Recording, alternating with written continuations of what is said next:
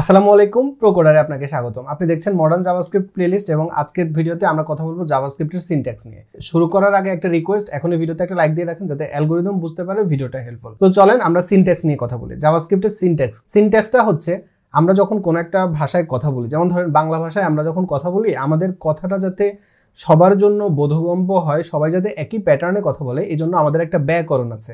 সেই ব্যাকরণের নিয়ম অনুযায়ী যখন আমরা কথা বলি তখন আমরা বলি যে ব্যাকরণগতভাবে এটা ঠিক, এবং কোনো একটা ভাষার স্ট্রাকচার ঠিক থাকার জন্য ব্যাকরণটা অনেক গুরুত্বপূর্ণ। ইংরেজিতে যেরকম গ্রামার থাকে সেখানে টেন্স আছে, ভার্ব আছে, এরকম সব কিছু আলাদা আলাদাভাবে ইনস্ট্রাকশন দেওয়া আছে, এবং কেউ যখন সেই ইনস্ট্রাকশন ওয়াইজ কথা বলে তখন আমরা বলি তার কথাগুলো গ্রামাটিক্যালি কারেক্ট। জাভাস্ক্রিপ্টে আপনি যখন কোড লিখবেন আপনি প্রচুর দেখবেন সিনট্যাক্স এরর। এই সিনট্যাক্সটা কি? সিনট্যাক্স হচ্ছে প্রোগ্রামিং ল্যাঙ্গুয়েজের গ্রামার বলতে পারেন। প্রোগ্রামিং ল্যাঙ্গুয়েজের যে রুলস, সেই রুলসগুলো যদি আপনি ফলো না করেন তাহলে আপনি এররে পাবেন, সিনট্যাক্স এরর। আমি আজকের ভিডিওতে আপনাকে বলবো যে কোডের অনেক কিছু আপনার বোঝার দরকার নেই। আপনি আগামী পর্ব থেকে আমরা হচ্ছে যে একদম ডিপ ডাইভ কোডের একদম প্রত্যেকটা জিনিস নিয়ে একটা একটা করে কথা বলবো। আজকের ভিডিওতে আপনি জাস্ট কনসেপ্টটা একটু বোঝার চেষ্টা করেন যে সিনট্যাক্স কি। যেমন ধরেন আপনি যদি জাভাস্ক্রিপ্টে ভ্যারিয়েবল নিতে চান, ভ্যারিয়েবল কি জিনিস এখন আপনি হয়তো জিজ্ঞেস করবেন।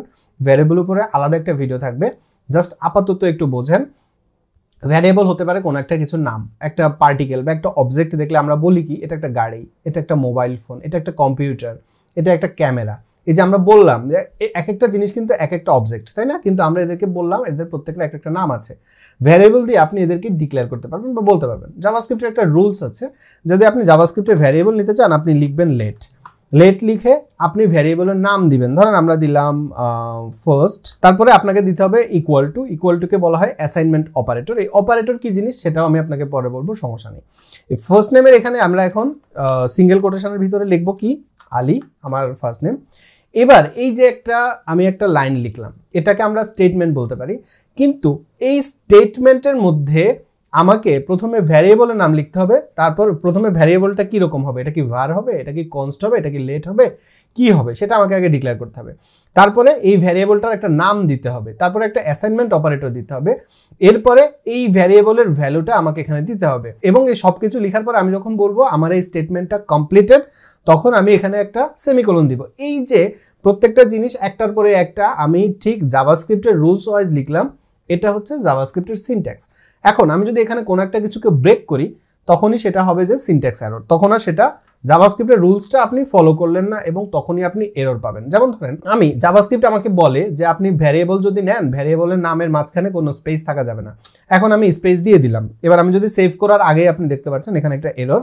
এবার আমি যদি এটা সেভ করি আপনি দেখেন এখানে বলছে আনকট সিনট্যাক্স এরর। দেখেন গ্রামাটিক্যাল ভুল, এখানে আমাকে বলছে যে সিনট্যাক্স এরর। এই এররগুলো সম্পর্কে আপনার একটু কমফোর্টেবল হতে হবে, কারণ আপনি যখন এই এররগুলো বুঝবেন তখন আপনি বুঝবেন যে এররগুলো দেখে দেখে আপনাকে বুঝতে হবে যে কোন এরর মানে কি। হ্যাঁ, তো আমি ওভার দ্য কোর্স আপনাদেরকে একটু একটু করে এই এররগুলো দেখাবো।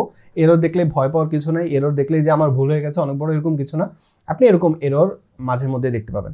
তো ফাংশন কিভাবে কাজ করে, ভ্যারিয়েবল কিভাবে কাজ করে, অপারেটর কিভাবে কাজ করে, এগুলো নিয়ে আমি আপনাকে পরে ইনশাআল্লাহ বলবো। জাস্ট আপাতত বোঝেন আমি আপনাকে কি বলেছিলাম, প্রত্যেকটা ইনস্ট্রাকশন, প্রত্যেকটা লাইনের মধ্যে আমরা যা কিছু লিখি এগুলো হচ্ছে স্টেটমেন্ট। আর এই স্টেটমেন্টটাকে আমরা কিভাবে লিখবো, কার পরে কাকে লিখবো, আমরা ডেফিনেটলি কনসোল লগ লিখতে গেলে আমরা আগে লগ ডট কনসোল লিখতে পারবো না।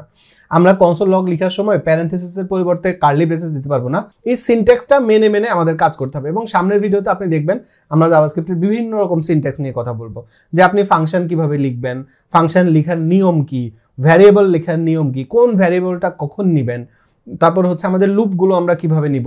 প্রত্যেকটা জিনিস জাভাস্ক্রিপ্টের রুলস ওয়াইজ আমরা যেহেতু লিখবো তাহলে এগুলো প্রত্যেকটা হবে এক একটা সিনট্যাক্স। এবার আরো কিছু ব্যাপার আপনাকে একটু বলি, সেটা হচ্ছে আপনি হয়তো একটু আগে খেয়াল করেছেন আমি যখন ভ্যারিয়েবলের নাম নিয়েছিলাম তখন আমি লিখেছি ফার্স্ট নেম। যেমন ধরেন আমার এখানে ভ্যারিয়েবলের নামটা ছিল কি ফার্স্ট, তারপর নেম, এরকম, তাই না?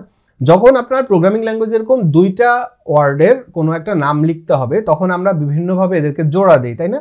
আমরা এদের মাঝখানে হাইপেন দেই, আমরা এদের মাঝখানে আন্ডারস্কোর দেই, আমরা এদেরকে এভাবেও লিখি, তাই তো? ফার্স্ট নেম এভাবে সাধারণত কেউই লিখে না।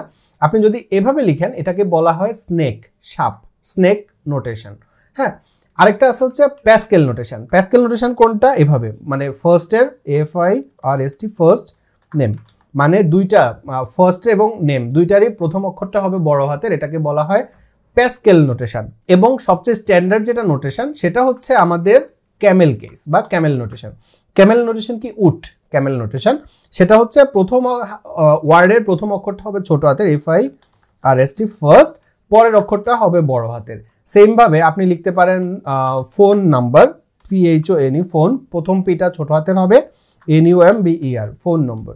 আপনি লিখতে পারেন এইজ বা লিখতে পারেন পার্সন এইজ। হ্যাঁ, এখানে আপনি দেখেন আমার প্রথম অক্ষরটা ছোট হাতের, পরের অক্ষরটা বড় হাতের। এই যে আমি এখানে লিখলাম, এগুলোকে বলা হয় ক্যামেল কেস। আপনি ওভার দ্য কোর্স আপনি সবসময় দেখবেন আমি ক্যামেল কেসে লিখব। জাভাস্ক্রিপ্টে যত রকম ভ্যালু আছে এই সব ভ্যালুটাকে দুই ভাগে ভাগ করা হয়। একটা হচ্ছে ফিক্সড ভ্যালু বা লিটারেলস, আর একটা হচ্ছে ভ্যারিয়েবল ভ্যালু। ফিক্সড ভ্যালুগুলো যেগুলোতে আপনার ভ্যালুটা ফিক্সড থাকবে, যেমন দেখেন আমি এখানে বললাম ফার্স্ট নেম আলী, এটা একটা ফিক্সড ভ্যালু, এটা একটা স্ট্রিং। স্ট্রিং মানে হচ্ছে যখন আপনি কোনো কিছু লিখবেন, টেক্সট আকারে কোনো কিছু লিখবেন জাভাস্ক্রিপ্ট সেটাকে বলা হয় স্ট্রিং। এখানে দেখেন আমি যে একটা স্ট্রিং লিখলাম এটা হচ্ছে ফিক্সড ভ্যালু।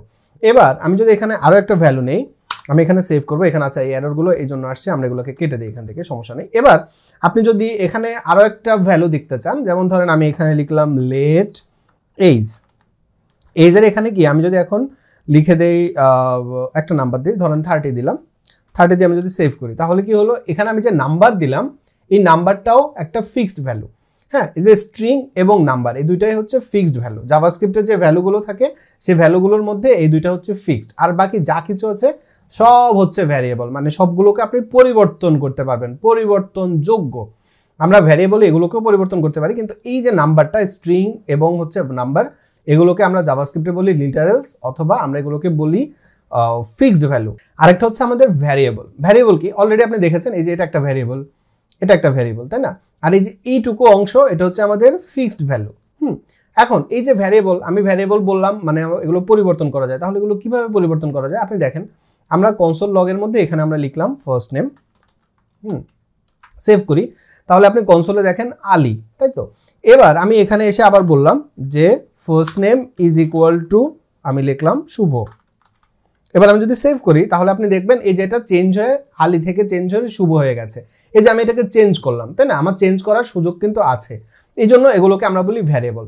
জাভাস্ক্রিপ্টে আপনি যে কোনো কিছু দেখবেন সেটাকে দুই ভাগে ভাগ করা হয়, একটা হচ্ছে ফিক্সড ভ্যালু, একটা হচ্ছে ভ্যারিয়েবল।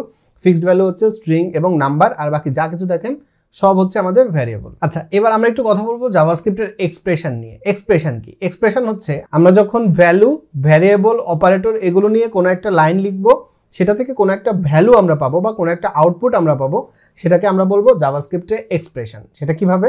যেমন ধরেন আমরা এখানে লিখলাম সিম্পলি, আমরা এখানে লিখতে পারি, আমরা ধরেন এখানে লিখলাম 8 + 8, আমরা দুইটা ভ্যালু দিলাম, প্লাস মাঝখানে একটা অপারেটর দিলাম, প্লাস এটা একটা অপারেটর দিয়ে আমি যদি এটাকে এন্টার করি আমরা একটা ভ্যালু পাচ্ছি 16। এটা হচ্ছে আমাদের একটা এক্সপ্রেশন। আবার আপনি ধরেন এই যে আমি বললাম এখানে এজ ইকুয়াল টু 30, এবার আমরা এখানে এসে কনসোলের মধ্যে এসে বললাম যে এইজ, তারপরে আমরা প্লাস দিয়ে আমরা বললাম 50 দিয়ে আমি সেভ করলাম। সেভ করলে এখানে আমি একটা ভ্যালু পেলাম। এটা একটা জাভাস্ক্রিপ্টের এক্সপ্রেশন। আরেকটা ব্যাপার হচ্ছে জাভাস্ক্রিপ্ট কিন্তু কেস সেনসিটিভ। এই যে আমি এখানে লিখলাম ফার্স্ট নেম, এই ফার্স্ট নেম যে কথা আমি যদি লিখতাম FIRSTNAME ইজ ইকুয়াল টু, আমি ধরেন এখানে লিখলাম হোসাইন। আচ্ছা, এই ফার্স্ট নেম আর এই ফার্স্ট নেম কিন্তু এক না। আবার আমি ধরেন এখানে লিখলাম যে FIRSTNAME first name is equal to, আমি এখানে লিখলাম আলী। হ্যাঁ, এই ফার্স্ট নেম আর এই ফার্স্ট নেম, এই ফার্স্ট নেম, এই তিনটে ফার্স্ট নেম কিন্তু এক না, কারণ আমি এখানে বড় হাতের F দিয়েছি, এখানে ছোট হাতের N দিয়েছি, এখানে ছোট হাতের F দিয়েছি। আপনি দেখেন জাভাস্ক্রিপ্ট কেস সেনসিটিভ। জাভাস্ক্রিপ্টে আপনি একবার যেভাবে লিখবেন সবসময় আপনাকে সেভাবেই লিখতে হবে। এই জন্য আপনার সবসময় একটা নোটেশনে ফলো করা উচিত, কারণ আপনি একবার লিখলেন ক্যামেল কেসে, আবার লিখলেন স্নেক কেসে, আবার আপনি লিখলেন প্যাসকেল কেসে। আপনি যদি একবার এক এক কেসে লিখেন তাহলে কিন্তু দেখা যাবে দিন শেষে আপনি এরকম ভ্যারিয়েবল খুঁজে পাবেন না, তখন আপনার ফুল কোড চেক করতে হবে। আমাদের তো এখানে মাত্র 15-16 লাইনের কোড, একটা রিয়েল ওয়ার্ল্ড প্রজেক্টে দেখা যায় 2-3 হাজার লাইনের কোডও থাকে। তো সেখানে এরকম আপনি ভ্যারিয়েবল যদি এরকম উল্টাপাল্টা একবার এক এক কেস ফলো করেন তখন কিন্তু আপনার ভুল হওয়ার সম্ভাবনা অনেক থাকবে, বা আপনার ভ্যারিয়েবলটা, আপনার প্রোগ্রামটা ঠিকভাবে কাজ করবে না। সেজন্য অবশ্যই সবসময় চেষ্টা করবেন বেস্ট প্র্যাকটিসে কোড লিখতে, এবং জাভাস্ক্রিপ্ট যেহেতু কেস সেনসিটিভ সবসময় একই ফ্লোতে লিখতে। বেশিরভাগ জাভাস্ক্রিপ্ট ডেভেলপাররাই ক্যামেল কেসে কোড লিখে আমি আপনাকেও রিকমেন্ড করব আপনি ক্যামেল কেসে কোড লিখবেন। আমি আশা করছি জাভাস্ক্রিপ্টের সিনট্যাক্স নিয়ে আপনার একটা ক্লিয়ার আইডিয়া হয়ে গেছে। এই ভিডিও সম্পর্কে আপনার মতামত কমেন্টে জানাতে ভুলবেন না। সুস্থ থাকবেন, নিরাপদ থাকবেন, প্রোকোডারের সাথেই থাকবেন। আমার জন্য দোয়া করবেন। আসসালামু আলাইকুম।